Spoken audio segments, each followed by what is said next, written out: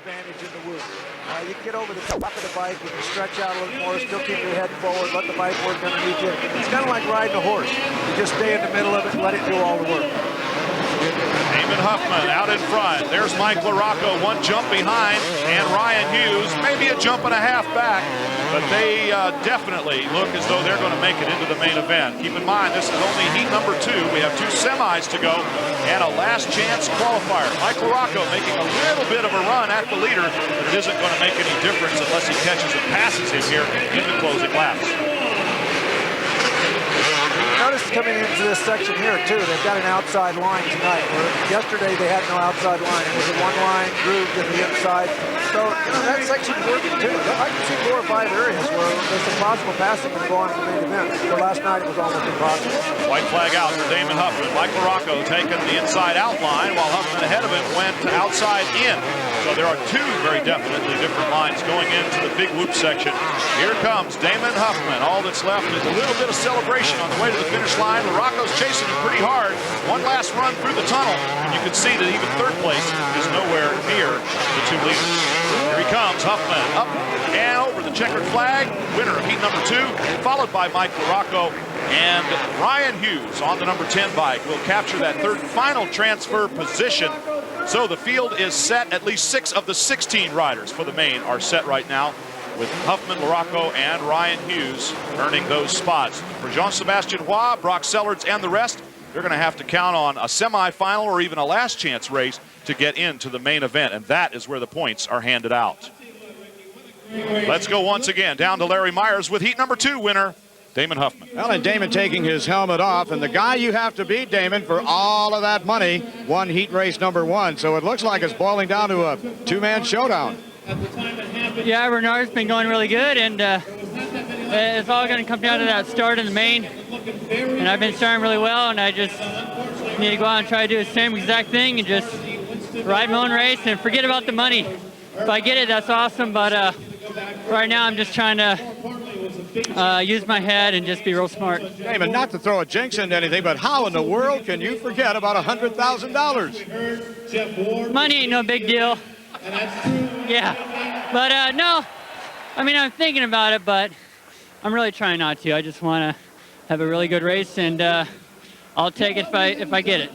Money ain't no big deal. That's because he's not a TV announcer struggling to make a living. Guys? Something we can relate to here in the booth, no doubt, but certainly it is a battle shaping up between Raynard and Huffman, and an interesting one indeed. But don't forget, a lot more riders still in the mix. Stay with us.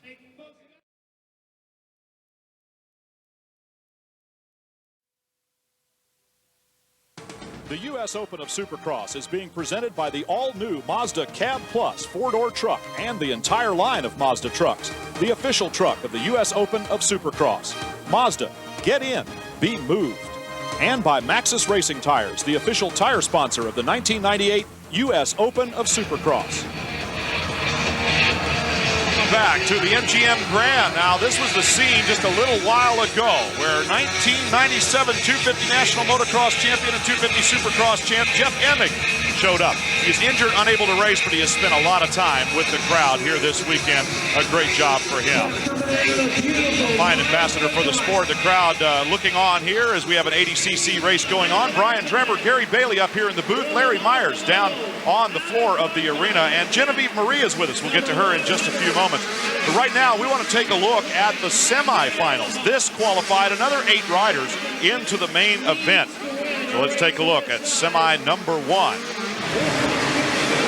Once again, the whole shot so important, Gary Bailey, and this time, first guy into the turn was the number 32, Jason McCormick on his Honda. He was out in front, but quickly up to challenge was Larry Ward, who's having a much better night tonight than he did 24 hours ago.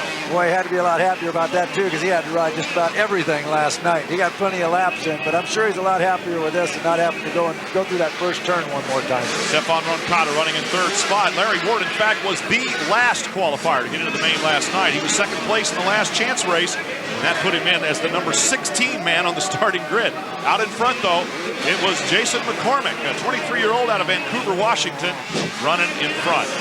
And then he began to run into a little bit of trouble. The door was open for Larry Ward, and the number 4 bike went right on by, just smooth as silk.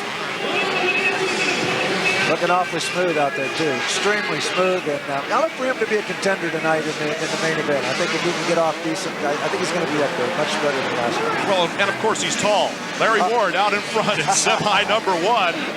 And then it was the number 32, Jason McCormick. Roncada, the Frenchman, running in 3rd spot, and a distant 4th. Guess who? Buddy Antunez, the arenacross champion, 2-time arenacross champion, who just had a horrible evening, even worse than that of Larry Ward. There he is on the number 26 bike, and Antunez finally getting comfortable with his brand new Suzuki, and comfortable put him into the 4th position here in semi number 1.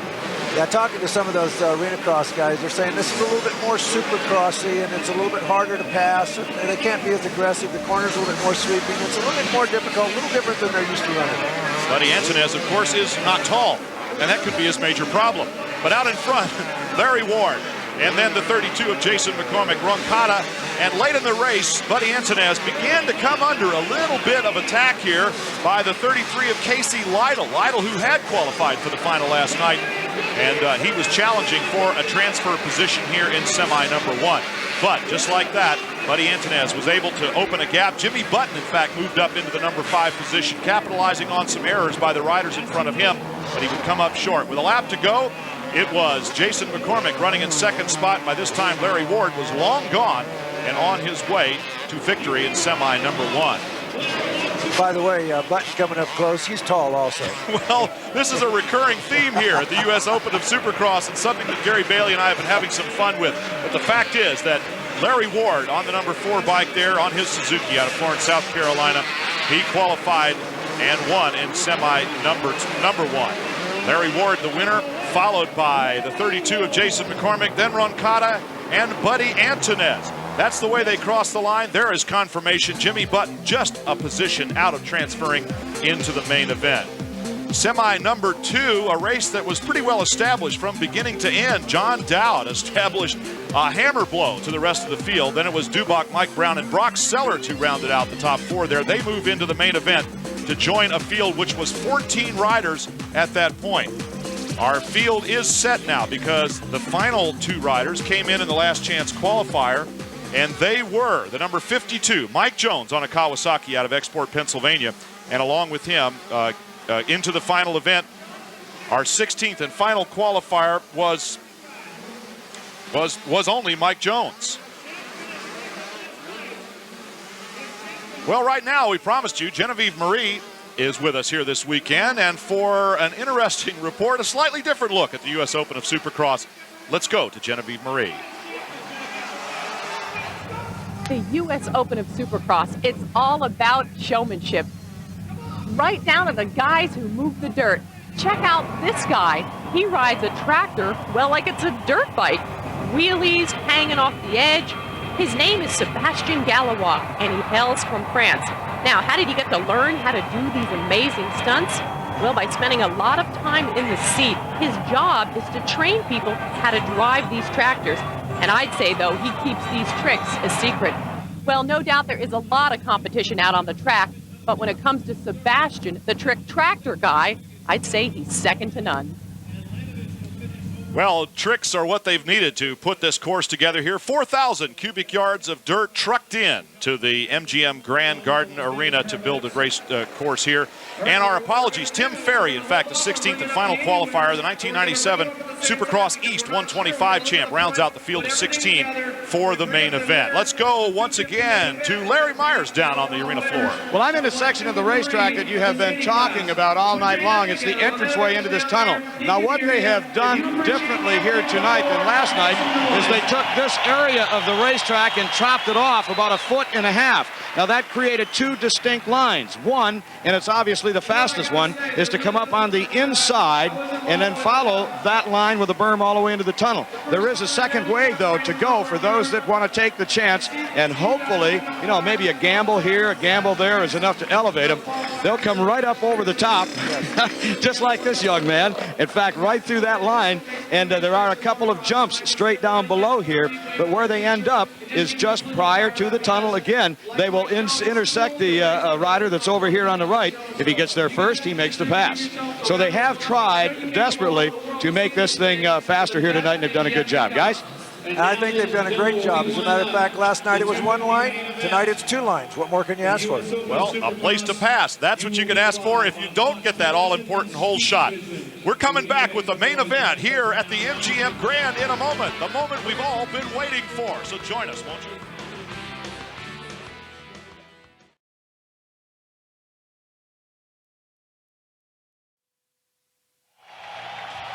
Welcome back to the MGM Grand. These folks are on their feet because the starting lineups are about to be announced here for the main event.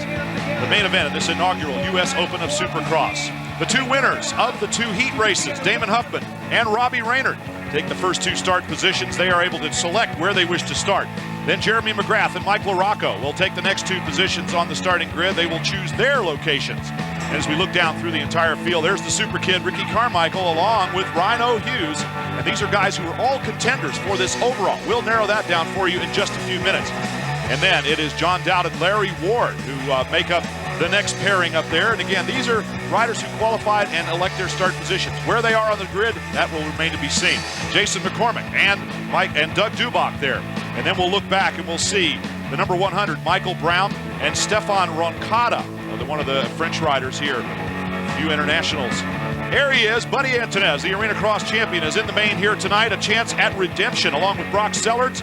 And then we look back to the final two qualifiers in this one. Jonesy, Mike Jones on the Kawasaki there, Mr. Showman, and Tim Ferry, the 97 Supercross East 125 champion, the final qualifier here tonight. So that is the starting field for this one. And this is the one that counts, Gary Bailey. This is where they hand out the loot, as we said at the top of the show. Combined points, placing very important, and it's really turning into a showdown between Robbie Raynard, the winner last night, and Damon Huffman, who has shown himself to be a very good starter, and that's what it takes. You know, it's about the big money, but we've also got, you know, the race for tonight, which is an important thing, plus the overall. And I mean, the overall, that's the big one. I mean, that's the $100,000. Huffman says money isn't a factor. You know, I guess, well, it isn't for me up here in the booth either. You know, I just did this because I like doing this. He likes it because he just likes racing, but I think money is a factor. Well, Sebastian putting on one final little show for the crowd as the riders are lining up at the starting gate. That gives us time to go once again down to Larry Myers. One more quick look at this racetrack. Now, you'll recognize this area, a series of jumps going into that set of whoops. Now, the reason that they have been able to use two lines here is this simple. It's this hay bale. If you move the bale too far this way, then everybody goes up high to get the run. You move the hay bale too far this way, then they all go down low to get the speed out of the corner, and also making that the shortest way around the racetrack. But you get the bale just exactly right, you got two lines. One right here, then another further up on the track. They use the berm and then rail on out, and technically they should be as fast one way as the other. Gary, what do you think about that? I think you're right there, Larry. And the other thing that I think is working better tonight is it didn't get as deep a groove as it did last night, and that's certainly helping it a lot. Well, the whoop has provided, the whoop area, I should say, the 100% rockers, they're calling it here, has provided a passing zone area. They've also changed that little short chute leading back to the other long stretch of the road. And you mentioned that you might have had a little something to do with helping that. That part out of the whoops, nobody was using the inside on that little step up onto that little tabletop and hopping off. And I made a suggestion to them. I said, why don't you guys take and chop down the inside a little bit more and make it a little bit more inviting to them? And they did, and a lot of the riders started using it. So that might be a very good passing place because they can stop a guy from actually jumping the triple. Hey, Gary, somebody help this guy. He can't seem to get back in his front end loader here. I don't know if I want to. I don't think I want to be where he is. It's showtime here in Las Vegas, and you know it is. And there's Mr. Showtime, Mike Jones, on the number 52 Kawasaki. We'll be watching for him. You know, win, lose, or draw. This is the guy that puts on a terrific show. A great jumper, a freestyle guy, and one of the real stalwart competitors in the arenacross series for the most part. Mike Jones, he's got his race face on out there, and he's a money rider. This is money time, you might say. Far right there, Larry Ward, the number 4 bike. The 9 of John Dowd lined up right next to him. Super Kid, Ricky Carmichael. We're looking across the starting grid, and you can see that everybody's got their race face on, Gary. Yeah, you know, Jeremy McGrath gave me a little thing. I was asking him what happened last night. He said he made a mistake. He went in there and he filled in his start area with some loose dirt. And after the start, he thought he just spun a lot. So he said, well, I'm going to try something different tonight. I'm going to go in there and just kind of pack down what's there, not throw any loose dirt, see if I can get a better bite. Looked like it worked for him in the heat race. let's see if it works for him in the main. Well, this is the main event. Right next to the starter box in the center is the number 21 of Robbie Raynard. Raynard is the guy that's been getting the great starts. Far left right there, right next to where it says AMA Pro Racing, under whose auspices this event is being held. On the other side of the box, let's see. Well, we saw the 10 of Rhino Hughes, but he wasn't the guy closest to the box. Once again, now we're looking at riders left. There's two halves separated by that start box. And as you pointed out, Gary Bailey, 52 feet wide. The 32nd board is sideways. $100,000 waiting for him at the end of this race. Who gets into the turn first? Oh, a big wide shot around the outside there, and tough to say who came out. And it Jeremy is once second. again Damon Huffman and Jeremy McGrath in the number 2 spot. So Huffman and McGrath now. Rhino Hughes in third, and this time it was not Robbie Raynard who got the great hole shot. Well, I told you that I thought Damon was going to be consistent. I thought his height was going to help him. I thought the consistency, as smooth as he was riding. And you know what? Right now, he's the man out front. And even if McGrath passes it, it's not a big deal. McGrath was far enough back. Huffman had a second place. He's now got a first place. If he gets 2 seconds, he's still in the winning for that $100,000. And that's what it's all about. We will keep the math running for you, but right now it is the 15 of Damon Huffman out of Acton, California. The 1994 and 1995 125 Supercross West champion. He's out front right now. And Jeremy McGrath, no less than 5-time Supercross champion, a man who went on a streak of 13 consecutive victories on his way to his 4th title in 1996. How about Ryan Hughes? Ryan Hughes pulled up a 3rd last night. He's running 3rd right now. Ryan Hughes, a guy that has had some terrible times through the years. This is his chance to really put on a performance and make some money. Boy, Damon Huffman just about parked it on the entry to the loops right there. Huffman, who ran 2nd last night and running 1st right now, he's in the catbird seat. A 1 and a 2 is going to beat a 3 and a 3 every time, but you're right about Rhino Hughes doing a good job. Look at Roncada, kind of in a spoiler position there on the number 18 bike. This is a guy that he finished 12th last night. He's really trying to take his stock up through the ranks. A 4th and a 12th isn't going to win it, but it sure is going to make him some more money. Yeah, you know, I'm wondering how long it's going to take him. I'm sure McGrath's given it everything that he has, but, you know, he knows that he needs every position he can possibly get, and one of these guys got to have a problem. And I'm wondering if McGrath is going, you know what, if I can get this guy out of the way, maybe if he lays on the ground, that's going to give me a better opportunity to get a better result, but he's going to have to get up there to do something with it. Well, nobody can apply pressure like Jeremy McGrath, and just knowing that that big number 2 is behind you has got to be weighing a little bit on the mind of Damon Huffman, 22 years old, out of California. And looking extremely, extremely well out there. Very smooth, doesn't seem to be pressured. And, you know, he had a lot of injuries. He was out for quite a bit of the season. And, you know, he's come back and he's looking mighty strong. And this is a heck of a way in your first really big race. Come back and be leading this thing and win it. Boy, wouldn't that be something? Boy, and $100 grand will buy yourself a lot of Band-Aids to restock the medicine cabinet, too, won't it, Gary? No doubt. Hey, because the money doesn't mean anything to him. When he gets done, I'm going to go have a little talk with him and see if he just wants to loan some of it out. I bet his mind changes pretty doggone quick when that checkered flag comes out. That's all he'll be thinking about is $100,000 for maybe 20 minutes work. I like that hourly rate. You know, the flow, you know, a lot of people that don't ride this can't appreciate, but these guys are so fluid. This track is so rough. I went out and walked this racetrack after the main event last night, and from what we saw from up here looking down at it, I went, you know, this thing doesn't look that rough. Well, I'm telling you, whatever you're looking at on TV, believe me, it's twice or 3 times as rough as it looks. One thing we want to keep a real close eye on, Gary, is that entry to the loops, because right now Huffman and McGrath are using the 2 lines that Larry Myers pointed out and that you reinforced. They're going to come to that section right now. There's the hay bale. McGrath has to. He can't follow Huffman around. If Huffman went into the inside and he got in a bobble, made a mistake, missed a gear, went down, McGrath's going to suffer for it. He's got to keep the pressure on. He's got to make Huffman keep thinking that he's there. That cost McGrath a little bit there. He came up a little bit short on the triple jump. And that right there, that's 2 bike lengths lost. It's just forward momentum that's gone. Mike Jones moving over in the tunnel, going a lap down on the leaders right now. Damon Huffman in control. Jeremy McGrath trying to chase him. He's about a jump behind, and their guys on the sideline are certainly exhorting him. Huffman on the inside line. That time McGrath did follow him. We are hanging on the edge of our seats and hope you are too here at the US Open of Supercross.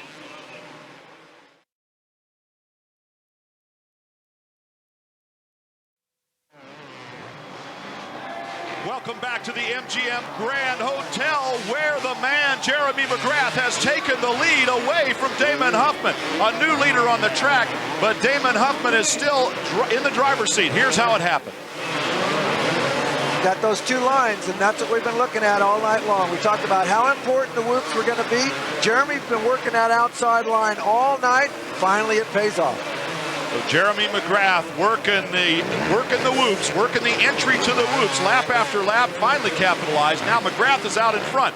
But the situation is, Jeremy McGrath finished 7th last night. Damon Huffman finished 2nd. A 2 and a 2 for Huffman beats a 7 and a 1 by Jeremy McGrath if it stays the way it is right now. So Damon Huffman, while he's 2nd on the racetrack, is running 1st overall for the $100,000 prize. You know what? Huffman's not going to do anything about it. He's going to stay right where he's at. He's going to be plenty happy with that. And I really doubt that he's even worried too much about if Hughes comes up and catches up to him, but he's probably not going to let that happen.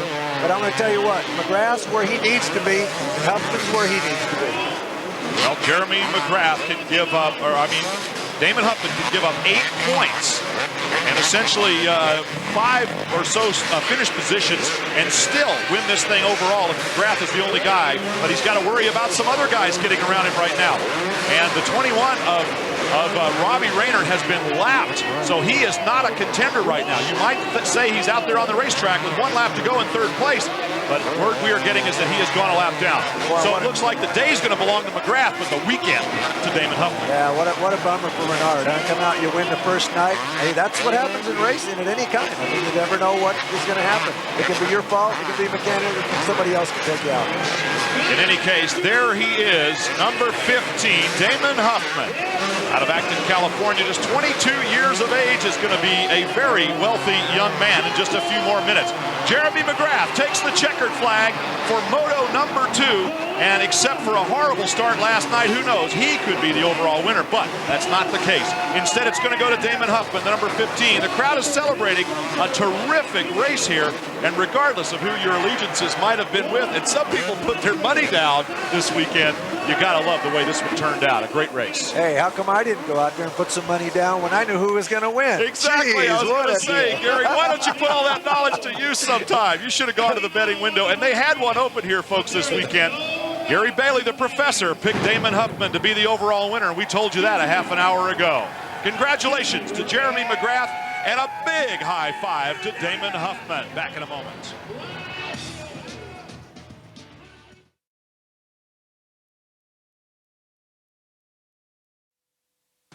The US Open of Supercross has been brought to you by Toyota. Get the most out of your day every day. By Honda, maker of the world's most powerful custom motorcycle, the Valkyrie. And by Dunlop Tires, superiority and nothing else.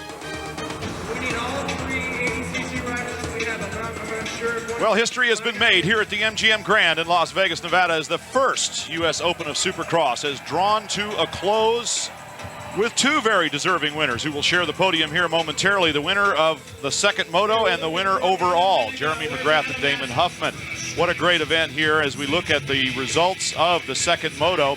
You'll see that Jeremy McGrath was the winner. Huffman followed him home, but you know, he gets the victor gets the spoils, the lion's share of that $250,000 purse. Rhino Hughes, Roncada, they pretty much parked themselves in the spot there.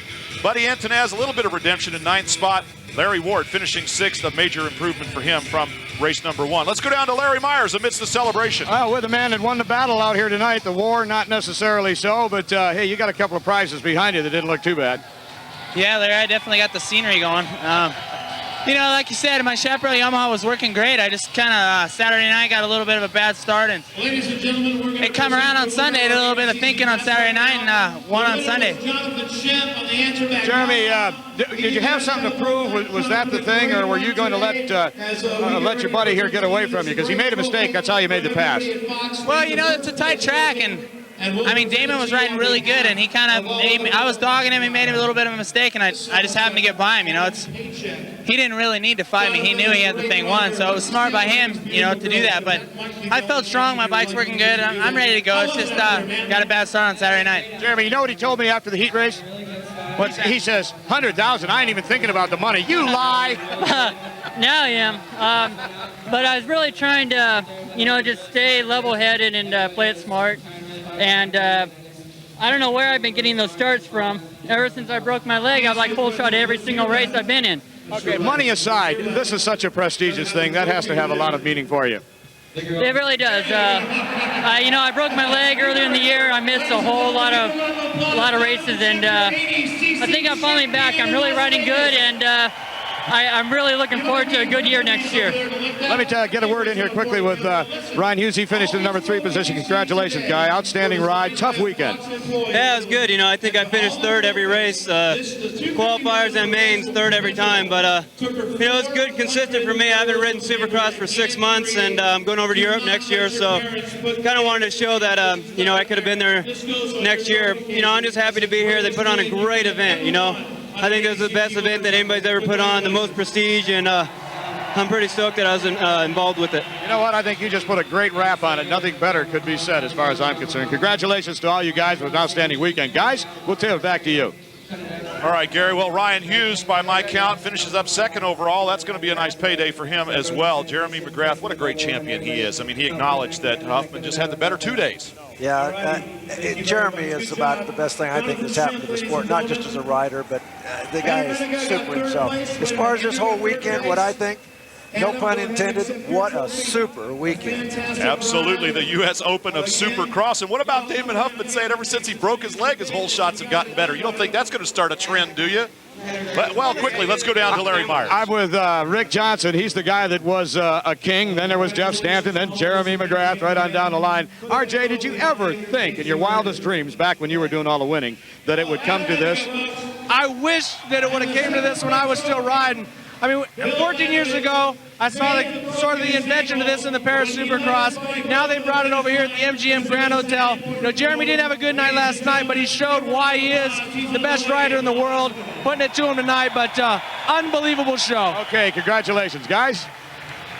All right, well, we certainly have put a punctuation mark on that. Now, Jeremy McGrath winning the battle, and as Larry Myers said, Damon Huffman winning the war. For Larry Myers and Gary Bailey and Genevieve Marie, I'm Brian Drebber. Hope you enjoyed the show. We certainly did, and we're already looking forward to next year.